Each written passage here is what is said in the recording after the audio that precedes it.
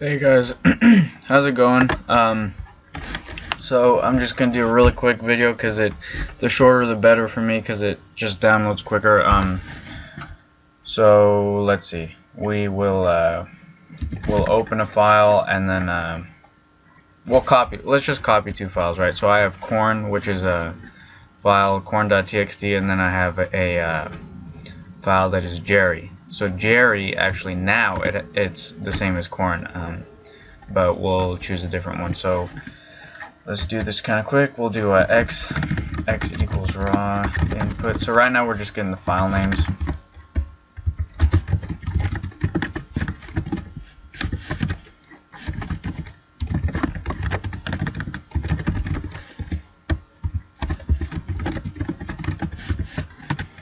From file to file. Okay, so in order to do this, you have to get the file names from the input. Then let's see. I'm typing this as I go. I'm just making it up. I did this really, I did this just before the video, so hopefully I can remember.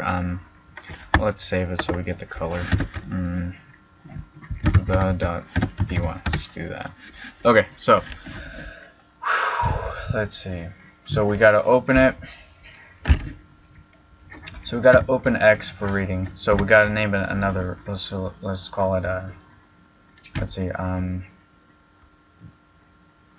bean equals open X, right, for reading. You could do the R too. Doesn't really make a difference because it goes to that by default. So we gotta do that, and then we gotta name bean, and then we can do can, right? Bean can, kind of funny, and then equals bean dot read. So it's open for reading. So it's like you open the file and it's out in front of you, kind of. Because if you just did, you gotta do another step. I don't know why they make it like that, but because it's already open for reading. But this is actually calling it out like it's printed out, right? Like it's actually out on the screen now. Whereas this is just it's able to be pulled out, right? Now now we're gonna do copying it. So now we got to handle the to file, right? So we got to name the y. Let's do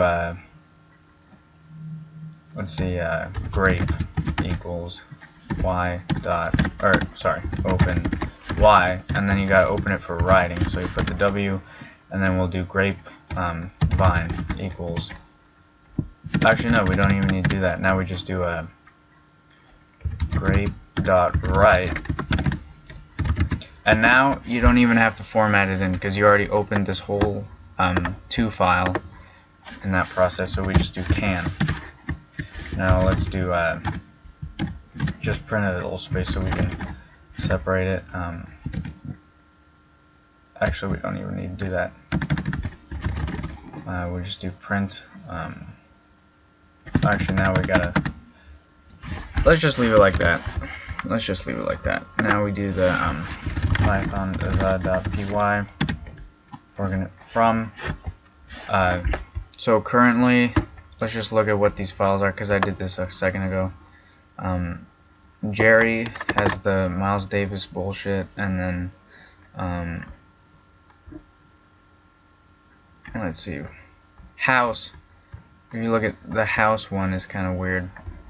So you know, it's because, yeah, we'll just do house. So we'll do we'll make house like Jerry. So from Jerry.txt to houses.txt. I think that's what it was called. Let's see. Yep, houses.txt. Okay, now we can just, instead of putting it in the program, let's just print it out here with cat dot or just cat houses.txt. Boom. See? So we just did that. Kind of hard to follow along at first, but if you just do it on your own, you'll get it. So you have to, in order to not have to format, if you want to like copy the whole file, then you can just do, you just encapsulate it in a .read.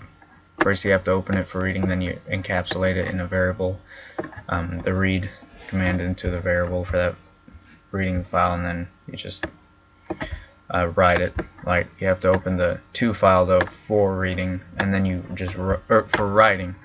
Open the to file for writing, and then you just write it by putting the argument in can. So